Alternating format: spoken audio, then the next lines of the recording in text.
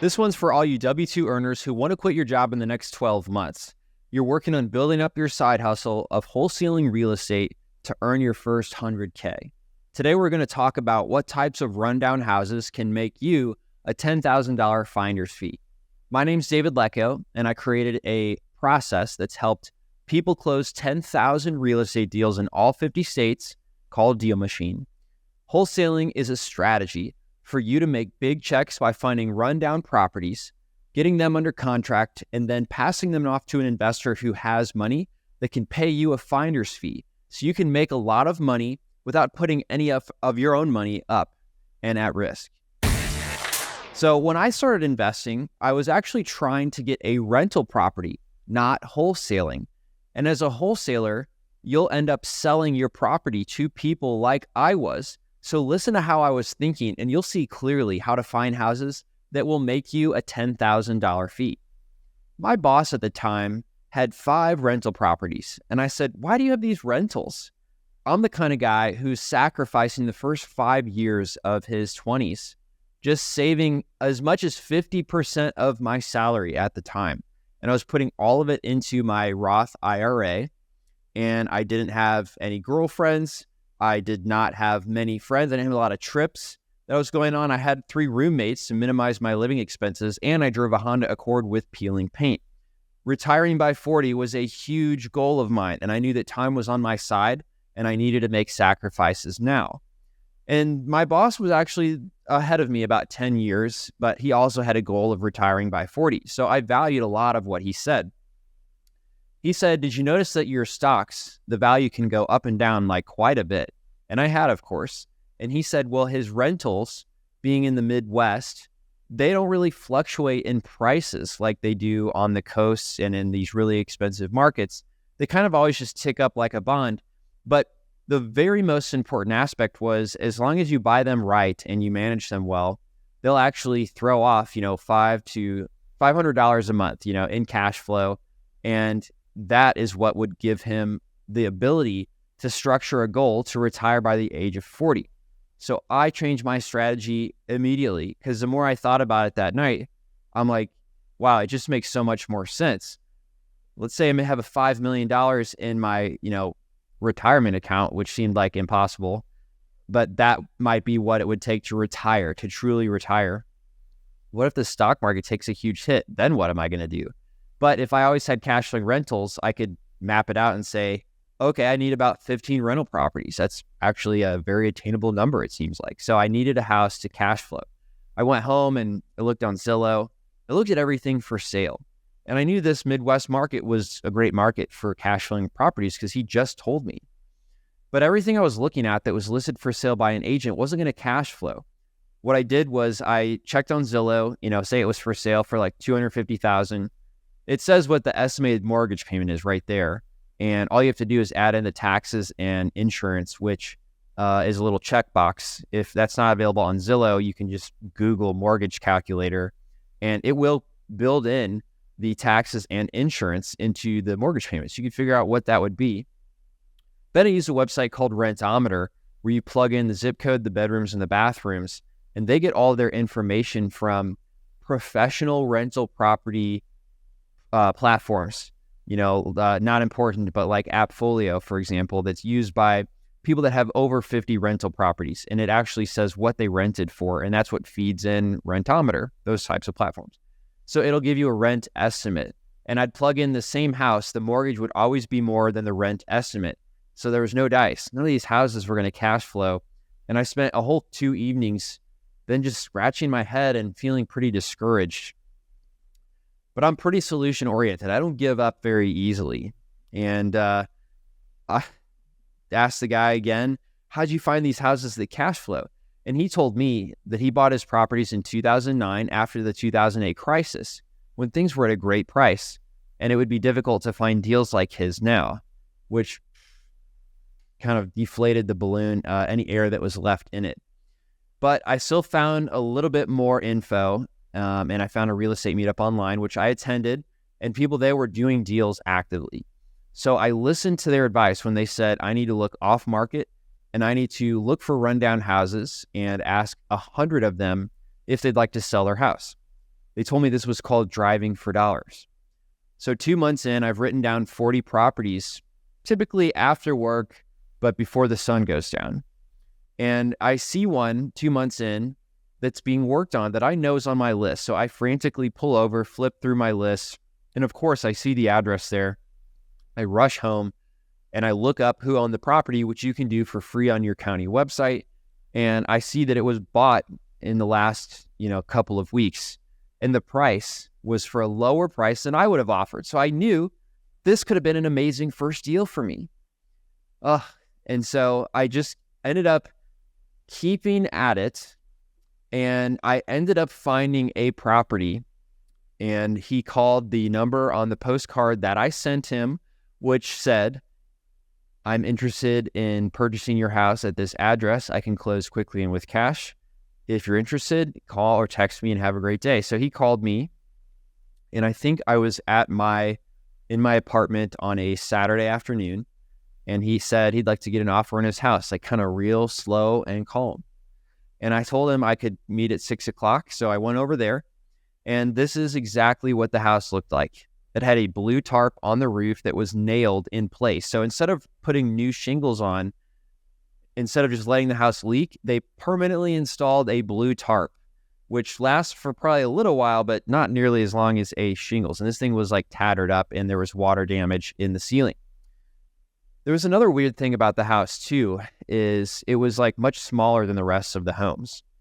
It was on a huge front yard, but it was right up against the alleyway. So it had zero backyard because it just was so close. I learned later, property lots have these things called setbacks. So if you were to build a new house, they wouldn't let you build a house right up on the alleyway. It would need some buffer, which is how the rest of the houses looked. But this one was way too close. The inside was a shock to me. I did not grow up wealthy. I grew up in a 1,200 square foot house, but we always had heat. We always had water. We always had food. And this was like something I had never seen before. Is the water heater and the toilet were pretty much touching.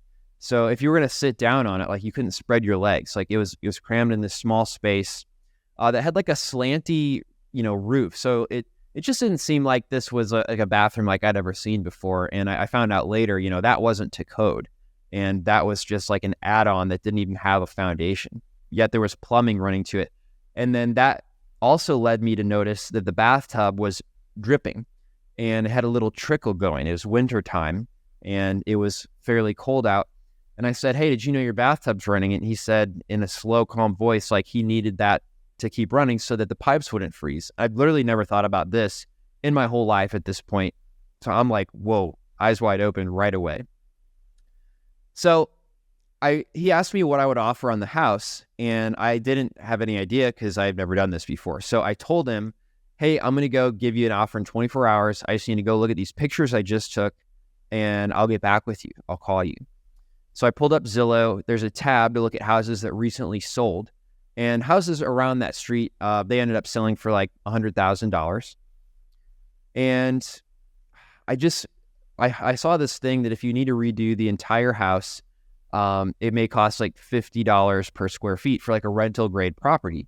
And so I ended up calculating, this could cost like $65K to renovate. So I then was like, okay, if it's worth 100 in perfect condition minus $65K, that means I have to offer at least $35K or below in order for there to be any like meat on this bone. And I was like, it's probably going to cost more for me because I'm like a brand new investor. So I really subtracted down. I ended up offering $4,700. That's right, $4,782. And it was worth $120,000 after repair. Stick with me. There's like a few numbers here, but you're going to understand why I'm sharing this with you. It rented for $1,200, which was 1% of the purchase price, which is a good rule of thumb. If a property would cash flow, just like the whole purpose of me going on this roundabout way to find a real estate deal. And you'll notice the house was worth $120, but I only put in, $4,700 plus $65K. So I'm all in $70. So that means the mortgage I'm paying is as if the house cost $70,000 when it's all said and done. So it's going to be a lower monthly mortgage payment. but it's worth 120. So it rents for about 1,200 a month, which means that this will cash flow because I had such a great deal. That's what allows a deal to cash flow. So it's great rental property for me. So I could have wholesaled that for a fee because the difference between 120, which is what it was worth, and 70,000, which is what I had all in, is like a healthy 42% buffer. That's called created equity. So one way you could make a $10,000 fee is if you find this type of house that's run down instead of a pretty house that's for sale on the market, or just a pretty house in general, and then let somebody like me close on it. And I would happily today pay you $10,000 for the opportunity to get a deal like this. And that's exactly how you can make $10,000. Hey guys, if you know you want to quit your job in the next 3 months, make sure you're subscribed to this podcast because we've got some incredible frameworks with step-by-step instruction that you're not going to want to miss. Also, leave us a rating and review to let us know your favorite parts and why you want to get financial freedom. So, pretty houses sell for retail. It's hard to cash flow. And ugly houses bought at a discount. The investor creates equity by fixing it, and they only pay the mortgage on a fraction of the value of the house, even though it rents for the full value of the house. So that makes it very easy to cash flow. And the framework I'm going to tell you today is what conditions of the house should you look for, what neighborhood conditions should exist, and I want to cover what information you should take down when you see a house like this, and what type of fee you could make from a house that you're looking at and how to quickly calculate that. So in terms of conditions, I personally have my own preferences, but you could pretty much say there's like the worst houses, middle of the road houses, and I would say not too bad houses. The worst houses are going to be just like this one, where they're likely vacant, even though this one was not, but they have broken windows. It could be totally burned out. It could be so bad that everything in this house was built, and you can obviously tell, like, hey, this probably isn't to code just by the obvious signs of where I'm seeing the house built right on the alleyway, for example. Middle of the road would be, okay, maybe there's tall grass and some fallen gutters, but the rest of the house looks like decent. Maybe it's just like not been updated in a while, but it's definitely not going to need like everything, and it's could be probably inhabitable. And then the not too bad houses, those are going to be like houses, let's see here.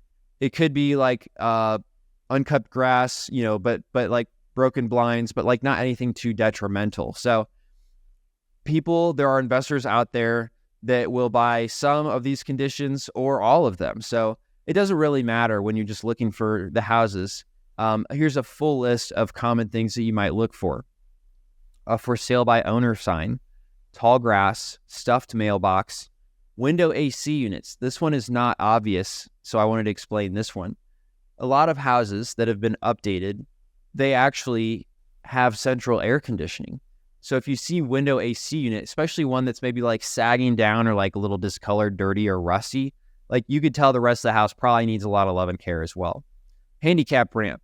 If it's brand spanking new and shiny, you could probably skip over it. But if it's a handicap ramp that looks like it needs a paint job that's maybe like a little bit warped, absolutely add this type of house, because that means somebody's living there. They could be young and handicapped, or they could be aging, which is the more likely scenario in my anecdotal experience, and may need to move into a retirement facility, which was exactly the case on this $4,782 house I just mentioned.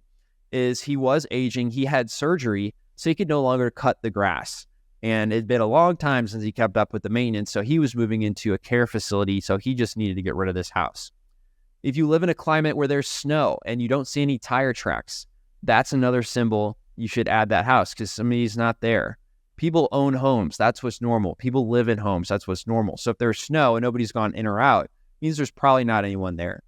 Broken windows, boarded up windows, falling off gutters, in bad shape in general, bad roof, and peeling paint.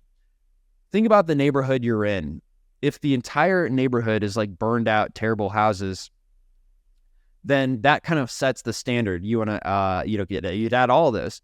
But if you're in a really nice neighborhood, but there's that one house that doesn't keep up with their landscaping, or it's got some like moldy mildew looking on the side. Even though that house is generally like not too bad, I'd still definitely add that house because it is there's something off about how it looks compared to the rest of the houses. So any of these types of conditions that I just mentioned are things that you'd want to add. And here's what you don't want to do. You don't want to spend an hour driving around and feeling like you're not sure or not if you should write down a house if it meets the conditions. If you have any doubt at all whether the house you're looking at meets any of these conditions, just add it and move on, because at the end of the day, it's kind of a numbers game. And so if your gut just says, yeah, this looks a little bit less nice than the rest in the neighborhood, add it and move on. Now that's the conditions. Let's talk about the neighborhood. So there is a weird thing that happens in these Midwest markets where sometimes if the house is totally run down, in order to fix it up, it would cost more than what the house could possibly sell for. So it just couldn't be a deal. Let me give you an example. Like in certain parts near downtown Indianapolis, then there's actually assessed value homes that are the best condition around that are $50,000. So to fully renovate a house, it costs more than $50,000. Like general rule of thumb is like $50 a square foot. So if it's a 1,000 square foot house, like it's going to cost $50,000 to renovate it. So if the perfect condition on that street is $50K, there's not a price you could buy this house for, or an investor could buy this house for, and still it be a good deal. So just skip over those neighborhoods if most of the houses on the street have an assessed value of $50K or less. Like don't waste your time. A quick way you could check that is going on Zillow and just look at this estimate. Of course, it's not perfect, but it gives you like a quick pulse on like what are the values of these homes. Ideally, 100K or more per condition. Otherwise, don't mess with that neighborhood. Another quick framework to decide where are the optimal places to go look, other than right outside your back door, because why not just get familiar with your own neighborhood, is I prefer 20 minutes within the outer belt of the highway. So you can avoid competition from investors in quickly gentrifying areas where there's a ton of flips happening. And you are also staying close enough to that outer belt highway that there's a lot of buyers interested, right? Because buyers typically want to invest in like well-known cities. You will find way less buyers in rural areas. So those are quick couple rules of thumb as well about where to go. And the outer belt highway is pretty much every city in the US has a highway that kind of goes around the outskirts of town. So you can go 20 minutes within the inside or outside of that outer belt, but just avoid like the quickly gentrifying areas that you may find in certain parts, like near the heart of the city. Also, you can wholesale anywhere. You know, the business model is truly like a pawn shop, where if you have an asset that you've bought undervalued, you can resell it to someone else and make a spread as the middleman. But these rules of thumb will give you the higher chance of success from my experience. So we covered conditions, and now we covered the neighborhood conditions. Let's talk about what info you need to collect when you see a house like this. So really all you need to do is jot down the address, or in your notes, you can actually write down the address of the notes. And I've even seen if you Google the address, then there is a little property that comes up and you can like share that to your notes app, and it looks pretty nice actually. Of course, you know, DealMachine is a platform that was created for this purpose. And when I was starting out, I heard from an investor that if you send a piece of mail with an actual photo of their house, that the response rate for this investor was much higher. And so DealMachine lets you take a photo. I actually took the photos on my phone, and then I was trying to use Microsoft Word to match the photo with the address. But once I got home, I realized the address was hard to see from the photo, so it's hard to match that with the correct address that I wrote down. So anyway, DealMachine lets you take the photo and capture the address at the exact same time when you point your camera, your phone at the house. So consider that. There's a 7-day free trial. DealMachine.com/pod is where you can sign up for that if you wanted to try that out. And a benefit of the photo that the mail sends from DealMachine with that photo on it, so you get that higher response rate. But when they call you, it's nice to be able to go back and see something more current than a Google image, which can be out of date to a year to 5 years, depending on the area. It's nice to be able to see exactly what that house looked like when the owner ends up calling you back. It gives you more confidence on the phone. So now we've covered 3 things in my framework so far: condition of the house, neighborhood conditions, and what info to collect. And that brings us to the final thing, is your $10,000 fee. So the general rule of thumb is you take 15% of the after repair value if you're an experienced wholesaler. So if you have a $160,000 house that is $160K in perfect condition, it's not what you're buying it under contract for, but it is the perfect condition, then you could expect to make up to $24,000 fee. And if you have a $50,000 house, you can't even renovate a 1,000 square foot house for less than $50K. So if it's run down and the neighborhood is only worth $50K in perfect condition, you can't even do that deal. So again, move to streets where the perfect condition house is worth over $100K at least. And if you do end up bagging a deal that could be worth $160K, take $10K and move on to your second deal. The speed of getting that deal done is going to unlock what's truly possible for you. And speed is the name of the game when it comes to wholesaling real estate and not getting into analysis paralysis. So if you're frustrated by your job, building your side hustle up will give you the freedom to quit. And there's nothing more tried and true with as big of potential as wholesaling real estate, because 15% of a freaking house ends up being like quite a bit of money that makes it worth your while to go through this process of finding these homes and making these finder's fees. You look for a rundown house, you make sure it's in the right neighborhood, write down the address, take a clear photo so that you can reach out and talk to them with confidence, and then you end up making your fee. Let me know what you guys like most about this if you're in Spotify in the Q&A section, and leave us a review letting us know as well what your favorite part was and why you want financial freedom. And we'll see you on the next episode of the DealMachine podcast. Thanks for listening to the DealMachine Real Estate Investing Podcast. Please leave us a review and follow along wherever you're listening to your podcast.